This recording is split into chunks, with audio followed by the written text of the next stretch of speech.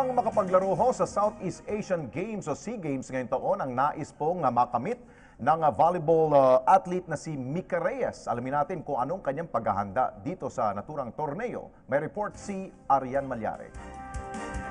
Determinado si former DLSU Lady Spikers middle spiker Mika Reyes na makakuha ng pwesto sa final roster ng Philippine Women's Volleyball Team.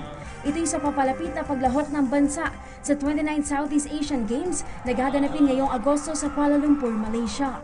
Ayon kay Mika, marami umano siyang inspirasyon para makapagsuot ng national tricolor sa ikalawang pagkakataon. Ang team ngayon, alam nating maraming alitan, maraming conflict, pero as a player, hindi namin tinitik yun na makakagulo sa amin kasi ang trabaho lang din namin is mag-focus, magpakondisyon, and lumaban para sa country natin.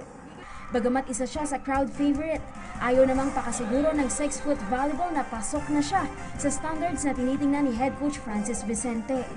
Papakita ko lang kung sino ako, kung paano ako maglaro, and I'm very open, I'm willing na matutunan pa yung mga dapat kong matutunan and kung ano pa yung sasabihin ng mga coaches sa akin.